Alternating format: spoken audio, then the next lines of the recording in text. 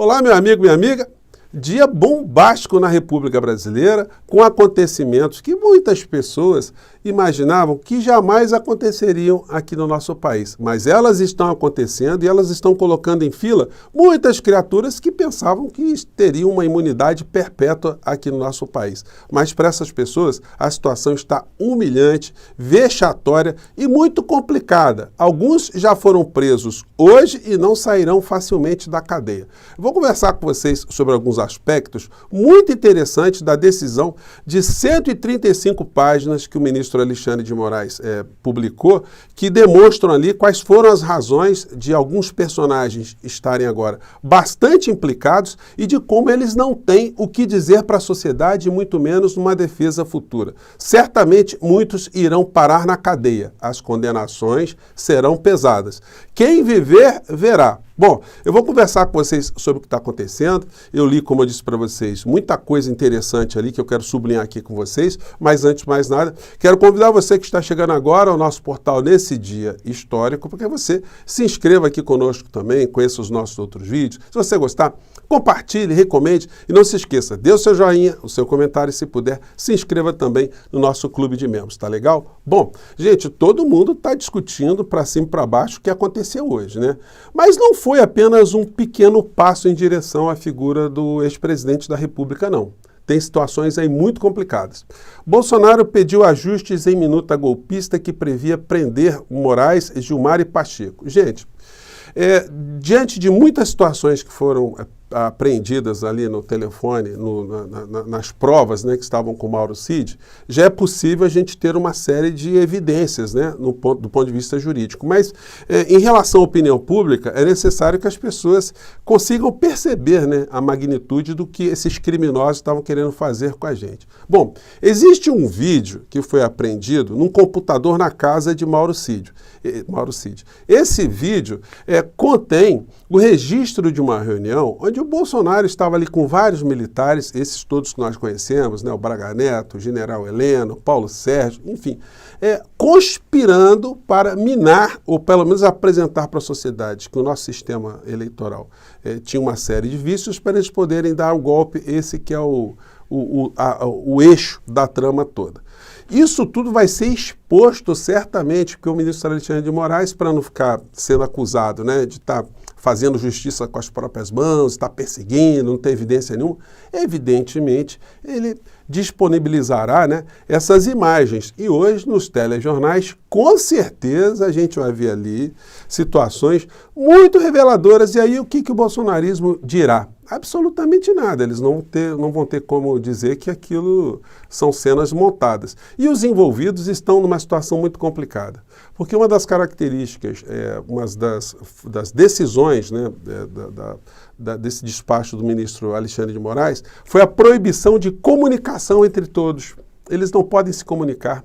Eles estão agora super monitorados e agora vai ficar complicado deles montarem algum tipo de versão. Uma coisa nós já sabemos, né? Nenhum desses covardes com C maiúsculo vai assumir que estava na reunião ou que disse aquilo. Vão dizer que foi fora de contexto, que não foi ele que disse, que foi montagem. Todos vão se acovardar, não aparece nenhum para dizer, não, nós estávamos querendo fazer isso mesmo, nós queríamos fazer uma ruptura institucional, nós não aceitávamos a democracia. Ninguém vai dizer isso, né? E muitos deles acabaram levando uma legião de criaturas para a cadeia, né? Então, a fila para alguns já andou, mas para outros está andando também. Então, esse é o eixo das discussões no dia de hoje. Tem algumas situações paralelas, antes de entrar aqui no texto, né, da decisão do ministro Alexandre de Moraes, muito curiosas. Valdemar Costa Neto é preso em flagrante por posse ilegal de arma de fogo. Eu não sei nem se ele já conseguiu sair, porque é um crime paralelo, que estava ali numa investigação de uma outra situação, aí se encontrou essa situação. Agora, um homem que já foi preso, já ficou na cadeia, já cumpriu pena por corrupção, um homem que é líder de partido, tem uma arma fria dentro de casa, isso é crime. Então, tem várias gradações. Resta saber que tipo de arma que foi encontrada com o seu Valdemar, porque isso pode se configurar também num crime inafiançável. E aí ele pode ficar no Chilindró e passar uma boa temporada lá, né? Porque já tem essa mácula de ter sido um presidiário, né? Bom, então essa é uma questão. Outra, Felipe Martins foi preso pela Polícia Federal na casa da namorada. Gente, lendo os autos aqui do inquérito, né, que motivou a decisão do ministro Alexandre de Moraes, apareceu um fato que eu não sabia, acho que ninguém sabia. Esse cidadão aqui, o Felipe Martins, aquele que tinha feito aquele gesto, né, supremacista, né, numa sessão lá do Senado, esse cidadão tinha ido com o Bolsonaro naquele voo ilegal, usando aeronaves, né, da República Brasileira para seus fins particulares, para fugir de uma forma covarde aqui no nosso país. Pois bem, a aeronave levou o senhor Felipe Martins, que saiu do nosso país sem passar pelos registros ali. Não sabemos como é que ele ficou nos Estados Unidos. Fato é que ele conseguiu voltar depois, e ao voltar aqui, né, ele estava na casa dele lá no Paraná e foi para o Chilindró. Ele está no meio dessa trama de uma forma muito ativa. O nome dele aparece várias vezes nas conversas ali, inclusive na reunião gravada, né, que certamente será exibida hoje nos principais jornais com requintes, né, de algumas cenas, algumas situações que vão deixar muitas pessoas com queixo lá embaixo. Uma notícia paralela a essa situação toda, né? Pai e filho morrem após um atirar no outro em Mato Grosso. 2 bolsonaristas, gente. É um negócio medonho, né, que aconteceu aqui no nosso país, né? Mas graças a você, graças ao que eu faço aqui junto com tantas outras pessoas e milhões de brasileiros, nós conseguimos dar uma parada nessa gente. Nada disso estaria acontecendo se nós tivéssemos perdido as eleições no ano de 2022. Então, a situação vai ficar muito complicada para essas criaturas. Aqui é a lei que dispõe sobre a posse de armas, né? E o que se vê hoje é baratas voas, né? Baratas voando, né? O bolsonarismo está em completo pânico. E mais tarde eles vão ficar com mais pânico ainda, porque a credibilidade, né, que ainda alguns depositavam na figura do Bolsonaro e dos seus mais próximos, irá ruir, porque as imagens falam muito, né, ou falaram muito. Isso eu não tenho a menor dúvida. Bom, daí chegamos aqui na decisão do ministro Alexandre de Moraes, né? Gente, é uma penca de pessoas que está impedida de conversar uns com os outros. Uma penca de pessoas que agora está monitorada. A figura do ex-presidente da República está cercada, né? E aí aqui na página 121 do despacho do ministro Alexandre de Moraes, tem uma situação aqui. Proibição, a determinação foi, proibição de se ausentar do país com determinação de entrega de todos os passaportes nacionais e estrangeiros no prazo de 24 horas. Essa medida, ela foi dada como se fosse uma situação que atingiu apenas o ex-presidente da República, o inelegível, que não vai poder fugir do nosso país, pelo menos pelas formas convencionais, né? Mas a medida atinge toda essa quadrilha, todos esses conspiradores, todo mundo teve que entregar os passaportes. Então vem aqui na página 121.